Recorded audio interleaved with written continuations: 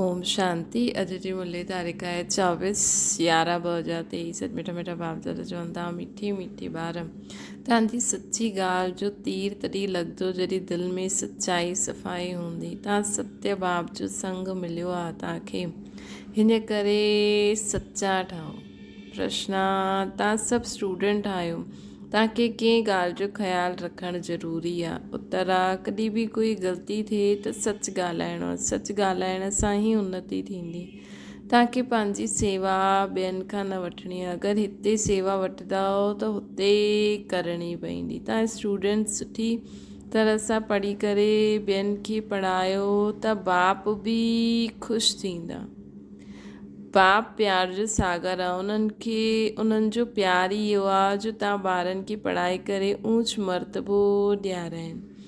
गीता कीअं इहे सभु खेल रचायो। ओम शांति। अॼुकल्ह समाचार ईंदा आहिनि कि असां गीता जयंती मल्हायूं था। हाणे गीता खे जनम कंहिं ॾिनो, इहा आहे टॉपिक। जयंती चईंदा आहियूं त ज़रूरु जनम बि थियो हूंदो न। हा, गीता जयंती आहे, जयंती चईंदा आहियूं त जनम बि थियो हूंदो। उन्हनि खे जॾहिं चईंदा आहियूं श्रीमद भगवत गीता जयंती त ज़रूरु उन्हनि जो जनम ॾियण वारो बि खपे। उन्हनि खे सभु चईंदा आहिनि श्री कृष्ण भॻवानु वाचे, त पोइ श्री कृष्ण पहिरियों ईंदो आहे, गीता पोइ ईंदी आहे। हाणे गीता जो रचयिता ज़रूरु खपे। त इहे जो चईंदा आहिनि कृष्ण भॻवानु वाचे, त पहिरियों कृष्ण जनम वठंदो पोइ गीता ॿुधाईंदो। हाणे गीता जो रचयिता त ज़रूरु खपे। अगरि श्री कृष्ण खे चईंदासीं त पहिरियों श्री कृष्ण पोइ गीता अचणी खपे। परंतु श्री कृष्ण त नंढो ॿारु हुयो, उहो गीता ॿुधाए न सघे। इहो सिद्ध करिणो हूंदो आहे कि गीता खे जनम ॾियण वारो इहो आहे गुह्य ॻाल्हि। श्री कृष्ण त माता जे गर्भ सां जनम वठंदो, उहो त सतयुग जो प्रिंस हूंदो न। उन्हनि स्वयं प्रिंस जो पद पायो गीता द्वारा राजयोग सिखी करे। हाणे गीता खे जनम ॾियण वारो केरु? परमपिता परमात्मा शिव या श्री कृष्ण। श्री कृष्ण खे वास्तव में त्रिलोकीनाथ त्रिकालदर्शी बि न चई सघंदा आहियूं न। श्री कृष्ण के वास्तव में त्रिलोकीनाथ त्रिकालदर्शी भी न चई सघंदा आहियूं। त्रिलोकीनाथ त्रिकालदर्शी हिक खे ई चईंदासीं। त्रिलोकीनाथ मानो टिनिनि लोकनि ते राज्य कंदा आहिनि। मूल सूक्ष्म स्थूल इन टिनिनि खे चइबो आहे न त्रिलोकी। हिनखे चइबो आहे त्रिलोकी जो मूल सूक्ष्म इन्हनि टिनी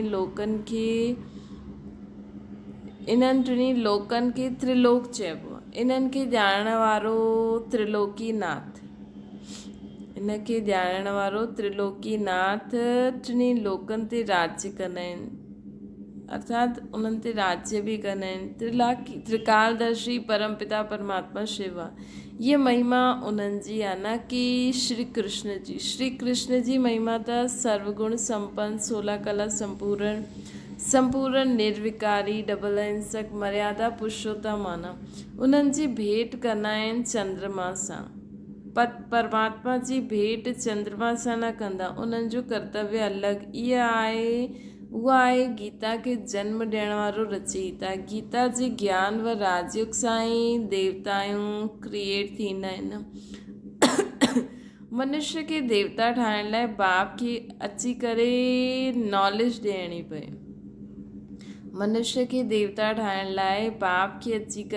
हिन सृष्टि ते नॉलेज ॾियणी पए न।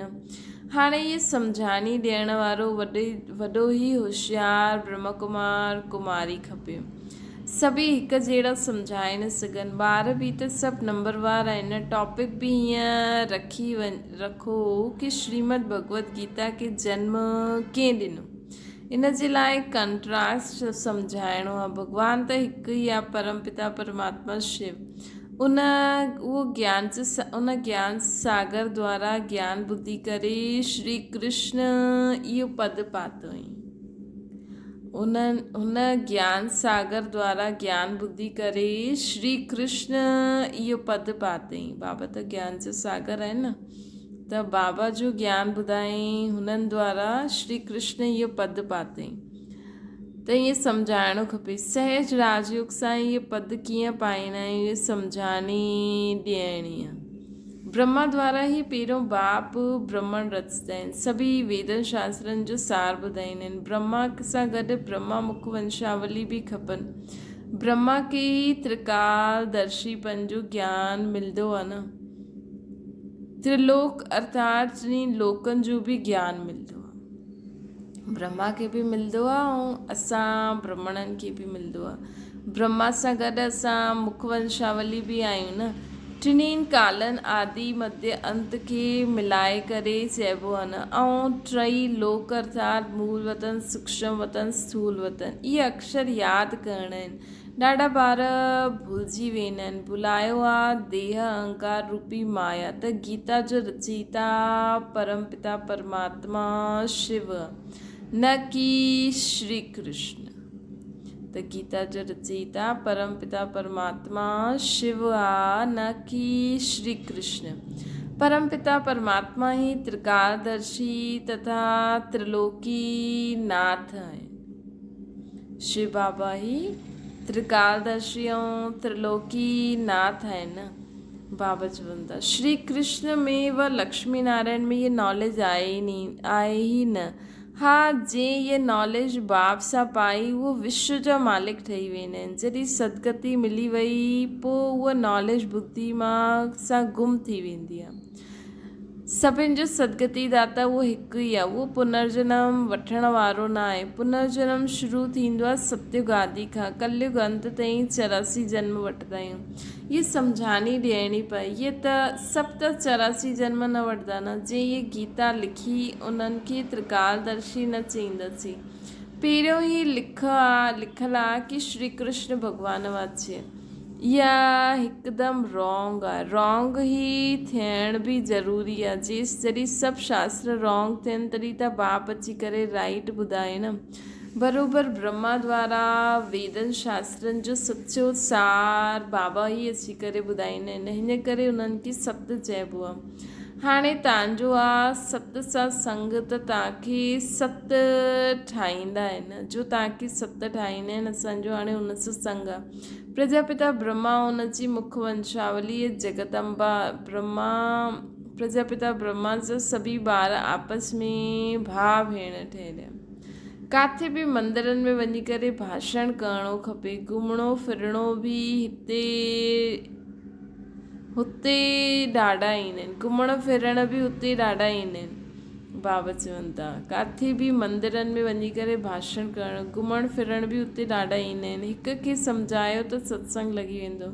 शमशान में बि वञणो खपे। हुते मनुष्य खे वैराग्य ईंदो आहे। परंतु बाबा चईंदा आहिनि मुंहिंजे भक्तनि खे सम्झाइण सां फट सां सम्झी वेंदा।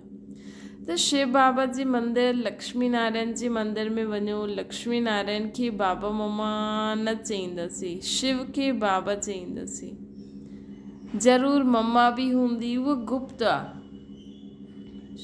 लक्ष्मी नारायण खे मम्मा बाबा न चईंदासीं, शिव खे बाबा चईंदासीं त मम्मा गुप्त थी वई न। शिव बाबा त रचयिता आहे, उन्हनि खे माता पिता कीअं चईंदासीं। इहे गुप्त ॻाल्हि कोई बि ॼाणे न सघे। बाबा चवनि था लक्ष्मी नारायण जो हिकु ई पंहिंजो ॿारु हूंदो न। बाक़ी हिननि जो नाम आहे प्रजापिता ब्रह्मा। विष्णु और शंकर खे ऊच न रखंदासीं। ऊच त्रिमूर्ति ब्रह्मा खे रखंदा आहियूं। जीअं रचता शिव परमात्मा खे चईंदा आहियूं, ईअं ई ब्रह्मा खे बि रचता चईंदासीं। शिव बाबा त पूरी सृष्टि खे नयो ठाहिण वारो आहे न। लेकिन कंहिं द्वारा ठाहींदा त ब्रह्मा द्वारा ठाहींदा। इन करे ब्रह्मा बाबा खे बि रचता चइबो। उहो त अविनाशी आहे ई शिव बाबा। रचता अक्षर चईंदा आहिनि त पुछबो कीअं रचियो। उहो त रचता आहे ई। बाक़ी रचना थींदी आहे ब्रह्मा द्वारा। उहो त रचता आहे सही, लेकिन उहो रचना कीअं रचंदो ब्रह्मा द्वारा। हाणे ब्रह्मा द्वारा परमात्मा सभी आत्माउनि खे सृष्टि जे आदि मध्य अंत जी नॉलेज ॾींदा आहिनि। बाबा चवनि था वेद शास्त्र आदि सभु भक्ति मार्ग जी सामग्री आहे। भक्ति मार्ग अॼुकल्ह हलंदो आहे, इहो आहे ज्ञान कंठ। जॾहिं भक्ति पूरी थी वेंदी तॾहिं सभु पतित तमो प्रधान थी वेंदा आहिनि। तॾहिं मां ईंदो आहे पहिरियों सतो प्रधान खां सतो रजो तमो में ईंदा आहिनि। मथां खां जो पवित्र आत्मा ईंदी आहे उन्हनि कोई अहिड़ो कर्म न कयो आहे जो उन्हनि खे दुख भोगणो पए। त बाबा चवनि था जॾहिं भक्ति पूरो थींदो आहे तॾहिं पतित तमो प्रधान ठही वेंदी आहे, तॾहिं सभु पतित तमो प्रधान थी वेंदा आहिनि। तॾहिं मां ईंदो आहे पहिरियों सतो प्रधान खां सतो रजो तमो में ईंदी आहे न आत्मा। सतो मथां खां पवित्र आत्मायूं ईंदियूं आहिनि, उन्हनि कोई अहिड़ो कर्म न कयो जो उन्हनि खे दुख भोगणो पए। क्राइस्ट जे लाइ चईंदा आहिनि उन्हनि खे क्रॉस थी चढ़ाई, परंतु इहे त थी न सघे। नई आत्मा खे धर्म स्थापन करण अर्थ ईंदी आहे, उन्हनि खे दुख मिली न सघंदो आहे। नई आत्मा मथां खां धर्म स्थापन करण ईंदी आहे, उनखे दुख मिली न सघे। छो जी उहा त कर्मातीत अवस्था वारो मैसेंजर धर्म स्थापन करण ईंदा आहिनि। लड़ाई में बि जॾहिं कोई मैसेंजर भेजदा आहिनि त उहे सफ़ेद झंडा खणी वेंदा आहिनि, खणी ईंदा आहिनि, जंहिंसां उहे माण्हू सम्झी वेंदा आहिनि कि इहे कोई मैसेज लायो आहे जंहिंखे कोई तकलीफ़ न ॾींदा, उन्हनि खे कोई तकलीफ़ न ॾींदा आहिनि। त मैसेंजर जो हूंदा आहिनि उन्हनि खे कोई क्रॉस ते चढ़ाए न सघे। दुख आत्मा ई भोगदी आहे, आत्मा निर्लेप न आहे, इहा लिखणो खपे। असांजी आत्मा निर्लेप न आहे, इहा लिखणो खपे। बाबा चवनि था त इहा कंहिं चयो? शिव भॻवान वचो। शिव बाबा इहे सभु ॻाल्हियूं असांखे ॿुधाइनि था। इहे पॉइंट्स असांखे नोट करणी खपे। लिखण जे लाइ ॾाढी विशाल बुद्धि खपे। सम्झो प्रदर्शनी में क्रिश्चन माण्हू ईंदा आहिनि त उन्हनि खे बि ॿुधाए सघंदा आहियो कि क्राइस्ट जी सोल खे क्रॉस ते न चढ़ायो हुयो, बाक़ी जंहिंमें हुन प्रवेश कयईं हुन आत्मा खे दुख थियो। त अहिड़ी ॻाल्हियूं ॿुधी करे वंडर खाईंदा। हुन पवित्र आत्मा अची करे धर्म स्थापन कयईं गॉड फादर जे डायरेक्शन अनुसार। इहे बि ड्रामा आहिनि। ड्रामा खे बि कई माण्हू सम्झंदा आहिनि, परंतु हुननि जे आदि मध्य अंत खे ॼाणंदा ई न आहिनि।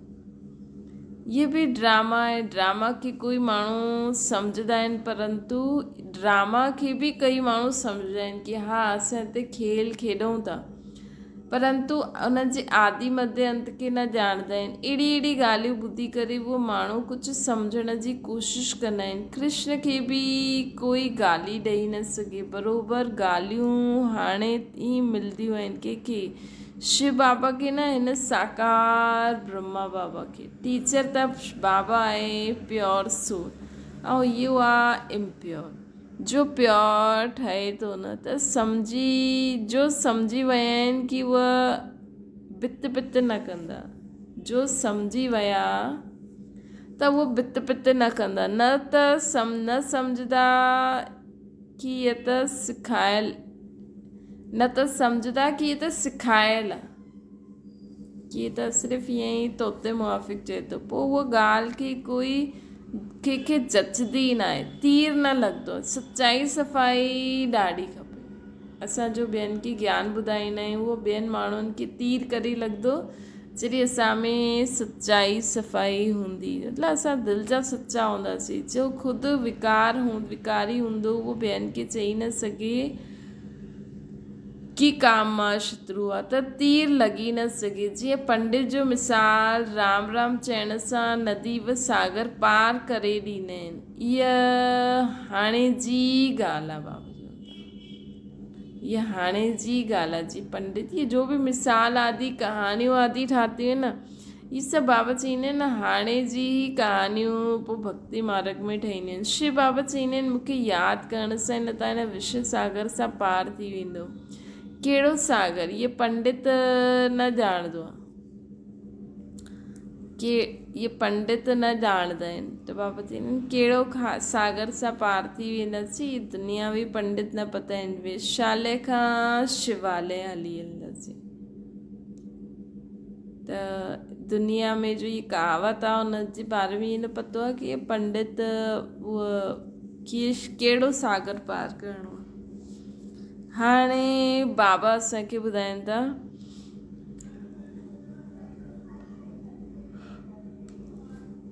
वैशालय खां शिवालय में हलणु, ये पार करिणो आहे, इहा विषय रूपी सागर खे पार करे पोइ खीर रूपी सागर में हलणो आहे। ॾाढी सुठी रीति सां श्रीमत ते हलणो आहे। चईंदा आहिनि न कि बाबा चाहे प्यार करो चाहे ठुकरायो, असां त तव्हांखे कॾहिं न छोड़ींदासीं। हिते त सिर्फ़ु सम्झाइण ई ॾिबी आहे, त बि कई मुर्दा ठही वेंदा आहिनि। ॿारनि खे त लिखणो पढ़णो पवंदो आहे न। बाप प्यार जो सागर अर्थात पढ़ाई करे ऊच मर्तबो ॾियाराईंदा आहिनि। इहे ई प्यार आहे बाप जो। बाप जॾहिं पढ़ाईंदा आहिनि त पढ़ी करे ॿियनि खे बि पढ़ाइणो आहे। बाप खे ख़ुशि करिणो आहे न। बाप जॾहिं असांखे पढ़ाइनि था त बाबा खे बि ॾिसो, असां बि कंहिंखे सेखारियूं वञी करे ॿियनि खे सेखारे त सुठो लॻंदो आहे न। त बाबा बि चवंदा आहिनि कि बाबा जॾहिं तव्हांखे पढ़ाईंदा आहिनि त पढ़ी करे ॿियनि खे पढ़ाइणो आहे, बाप खे ख़ुशि करिणो आहे, बाप जी सर्विस में तत्पर रहणो आहे। बाप जी इहे ई सर्विस आहे कि तन मन धन सभु भारत जी सच्ची सेवा करो। बाप जी यही सर्विस आहे कि पंहिंजे तन मन धन सां भारत जी सच्ची सेवा करो। तव्हांखे त बुलंद आवाज़ सां सम्झाइणो खपे। सभई नंबरवार आहिनि, राजधानी में बि नंबरवार हूंदा आहिनि। टीचर सम्झी वेंदा आहिनि कि ये दैवी राजधानी में छा पद वठंदो। सर्विस सां सम्झी सघंदा आहियूं कि केरु मुख्य ठाहींदो। ख़ुदि बि सम्झंदा आहिनि कि बाबा मम्मा जेतिरी सर्विस न कंदा त दास-दासी ठहिणो पवंदो। अॻियां हली करे तव्हां सभिनि खे सॼो ई मालूम पइजी वेंदो। असां श्रीमत ते न हलूं, सभु क्लियर थी वेंदो। असां श्रीमत ते न हलंदासीं त सभु क्लियर थी वेंदो। तव्हां ॿार हिन समय स्टूडेंट आहियो, हिन समय तव्हां पंहिंजी दासियूं ठाहींदव त ख़ुदि बि दासी ठहिणो पवंदो। बाबा चवनि था कि अगरि हिन समय के मतिलबु तव्हां करे सघो था त छो था करायो। त के माण्हू त शौक़ जे लाइ रखंदा आहिनि, मतिलबु हिकु नंढी भेण खपे पर्स पकड़ण लाइ। त अगरि तव्हां करे सघंदा आहियो त करो, न करे सघंदा आहियो त पोइ बाबा जे हैंड्स खे असां वेस्ट छो करो। हिते महारानी ठहिण देह अभिमान आहे। बाबा चवनि था सच चइणो खपे कि बाबा इहा भूल थी वई। हाणे संपूर्ण त सभी ठहिया न आहिनि। इम्तिहान में जॾहिं नापास थींदा त शर्माईंदा बि। इम्तिहान में जॾहिं नापास थींदा त शर्माईंदा बि। बाबा जो रात्रि जो ख़्यालु हलियो कि मनुष्य हिकु जन्म चईंदा आहिनि, गायन बि कंदा आहिनि। हाणे ये ईश्वर जन्म हिकु अलॻि आहे। 8 जन्म सतयुग, 12 त्रेता, 21 द्वापर, 42 जन्म कलयुग में। ऐं इहो आहे असांजो ईश्वर जनम सभिनि खां ऊच जो एडॉप्टेड आहे। इहे असांजो ईश्वर जन्म एडॉप्टेड आहे। तव्हां ब्राह्मणनि जो ई सौभाग्यशाली जन्म न एॾी सारी ब्राह्मणनि जो ई सौभाग्यशाली एडॉप्टेड जन्म थींदो आहे, जंहिंमें शिव पिता ब्रह्मा बाबा द्वारा सभिनि खे एडॉप्ट कंदा आहिनि। पोइ चाहे सपूत ॿार निकिरे चाहे कपूत ॿार निकिरे, कहलाईंदा त एडॉप्टेड चिल्ड्रन। अच्छा, मीठे मीठे सिकिल जे ॿारनि प्रति माता पिता बाप दादा जो यादि प्यार ऐं गुड मॉर्निंग। रूहानी बाप जी सभिनि रूहानियुनि ॿारनि खे नमस्ते। असांजे बि रूहानी माता पिता बाप दादा खे यादि प्यार, गुड मॉर्निंग ऐं नमस्ते। धारणा जे लाइ मुख्य सार प्यार जे सागर बाप जे प्यार जो रिटर्न करिणो आहे, सुठी तरह पढ़ी करे पोइ पढ़ाइणो आहे, श्रीमत ते ज़रूरु हलणो आहे। ॿियो आहे सचाई सफ़ाई खां पहिरियों स्वयं में धारणा करे पोइ ॿियनि खे धारणा कराइणी आहे। हिकु बाप जे संग में रहणो आहे असांखे। बाबा चवनि था सचाई सफ़ाई धारण करे पहिरियों स्वयं में धारण करे पोइ ॿियनि खे धारणा कराइणी आहे। हिकु बाप सां गॾु संग उन्हनि जे संग में रहणो आहे। वरदान आहे निमित आत्माउनि जी डायरेक्शन जे महत्व खे ॼाणे पापनि सां मुक्त थियण वारा सेंसिबल आत्मा ठहूं। जो सेंसिबल ॿार आहिनि उहे कॾहिं बि इहे न सोचता कि इहे निमित आत्माउनि जो डायरेक्शन ॾियनि थियूं, शायदि कोई जे चइण सां ॾियनि थियूं। निमित ठहियल हुई आत्माउनि जे प्रति कॾहिं बि व्यर्थ संकल्प न उथणो खपे। मानो कोई अहिड़ो फ़ैसिलो बि ॾिए थो जो तव्हांखे ठीकु नथो लॻे, लेकिन तव्हां उन में ज़िम्मेवार न आहियो। तव्हांखे पाप न ठहिणो आहे, तव्हांखे पाप न ठहिणो, पाप न करिणो,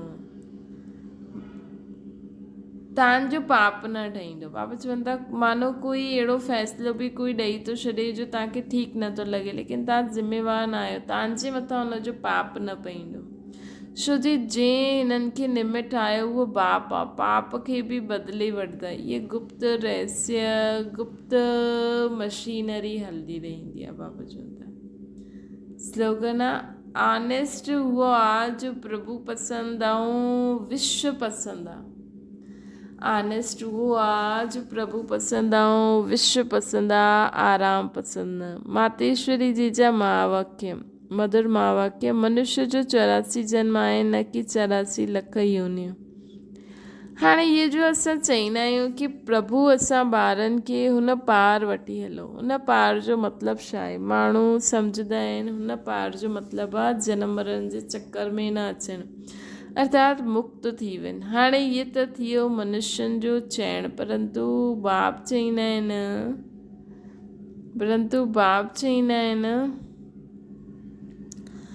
ॿार सम्मुख जरा सुख शांती आहे, दुख ऐं शांती। मम्मा चवनि था कि हाणे इहे जो मनुष्यनि जो चइणु अर्थात बाप चईंदा आहिनि ॿार सचमुच जाते सुख शांती आहे, दुख शांती खां परे आहे, हुनखे कोई दुनिया न चईंदासीं। त मम्मा चवनि था ॾिसो माण्हू सम्झंदा आहिनि हुन पार जो मतिलबु आहे जनम मरण जे चकर सां मुक्त, अर्थात मुक्त थी वञो। हाणे इहे त थियो मनुष्यनि जो चइणु, परंतु बाप चईंदा आहिनि ॿार सचमुच जाते सुख शांती आहे, दुख शांती खां परे आहे, हुनखे कोई दुनिया न चईंदासीं। जॾहिं मनुष्य सुख चाहींदा आहिनि त उहो बि हिन ई दुनिया में हुजिणो खपे। हाणे उहा त सतोगुणी वैकुंठ देवताउनि जी दुनिया हुई जाते सर्वदा सुखी जीवन हुयो। हुन देवताउनि खे अमर चइबो आहे न। हाणे अमर जो बि कोई अर्थ न आहे। ईअं त न देवताउनि जी आयु एतिरी वॾी हुई जो कॾहिं मरदा ई न हुया। हाणे हीअ चइणु उन्हनि जो रॉन्ग आहे, छो जी ईअं न आहे। उन्हनि जी आयु कोई सतयुग त्रेता ताईं न हलंदी आहे, परंतु देवी देवताउनि जी जन्म सतयुग त्रेता में थींदा आहिनि। त इहे मतिलबु देवी देवताउनि जा जन्म सतयुग त्रेता में थींदा आहिनि। 21 जन्म उन्हनि सुठो राज्य हलायो ऐं पोइ 63 जन्म द्वापर खां कलयुग अंत ताईं टोटल हुननि जे जन्म चढ़ती कला 63 जन्म द्वापर खां कलयुग जे अंत ताईं टोटल हुननि जा जन्म चढ़ती कला वारा 21 जन्म हुया, उतरती कला वारा 63 जन्म हुया। टोटल मनुष्य जन्म 84 वठंदो। मतिलबु मम्मा इहे ॿुधाए थी कि टोटल जंहिंमें 21 जन्म में त हुननि जी कलायूं भले गिरती कला थींदी वेंदी आहे, लेकिन तमो प्रधानता न आहे। मतिलबु धीरे धीरे कलायूं कम, लेकिन चईंदासीं उतां जो सुठो जन्म। और 63 जन्म त असांजी उतरती कला आहे न। बाक़ी ये जो मनुष्य सम्झाईंदा आहिनि कि 84 लख योनियां भोगदियूं आहिनि, ये चइणु भूल आहे। अगरि मनुष्य पंहिंजी योनी में सुख दुख ॿई पार्ट भोगे सघंदो आहे त पोइ जानवर योनी में भोगण जी ज़रूरत ई छा आहे। हाणे मनुष्यनि खे नॉलेज न आहे, मनुष्य त 84 जन्म वठंदा आहिनि। बाक़ी सृष्टि ते जानवर पशु पक्षी आदि टोटल 84 लाख योनियां अवश्य आहिनि। अनेक क़िस्म जा पैदाइश आहे, उन में बि मनुष्य योनि में पंहिंजो पाप पुण्य भोगदो आहे। ऐं जानवर पंहिंजी योनि में, न मनुष्य जानवर जी योनि में, न जानवर मनुष्य जी योनि में भोगण ईंदो आहे। मनुष्य खे पंहिंजी योनि में पंहिंजी योनि में भोगणी पवंदी आहे त दुख सुख जी महसूस ईंदी आहे। ईअं न कि जानवर खे बि पंहिंजे योनि में सुख दुख भोगणो आहे। ईअं ई मम्मा चए थी ईअं ई जानवरनि खे बि सुख दुख पंहिंजी योनि, मगर उन्हनि खे इहा बुद्धि न आहे कि इहे भोगणा कंहिं कर्म सां थी। उन्हनि जी भोगणा खे बि मनुष्य फील कंदा आहिनि, छो जो मनुष्य आहे बुद्धिवान। बाक़ी ईअं न मनुष्य कोई 84 लख योनियूं में भोगदा आहिनि। जीअं ॾिसो गुरु नानक साहिब ईअं अहिड़ा महावाक्य उचारियईं कि अंतकाल जो पुत्र सिमरे, अहिड़ा चिंता में जो मरे। मतलब बाबा मम्मा चवनि था गुरु नानक साहिब जीअं उचारिया थी अंतकाल जो पुत्र सिमरे, अहिड़ी चिंता में जो मरे सूअर जी योनि में वलवल उतरे। परंतु हिन जे चइण जो मतिलबु इहो न आहे कि मनुष्य कोई सूअर जी योनि वठंदा, परंतु सूअर जो मतिलबु इहो आहे कि मनुष्य जो कार्य बि अहिड़ो थी वेंदो जीअं जानवरनि जो कार्य।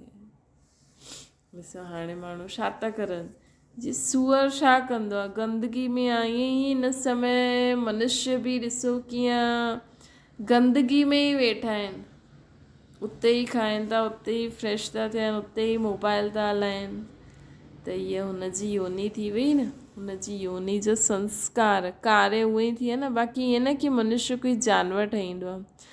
हाणे इहे त मनुष्य खे डराइण लाइ शिक्षा ॾींदा आहिनि, त पंहिंजे खे हिन संगम समय ते पंहिंजी जीवन खे पलटाए पाप आत्मा खां पुण्य आत्मा ठहिणो। अच्छा, ओम शांति। बाबा खे यादि करो।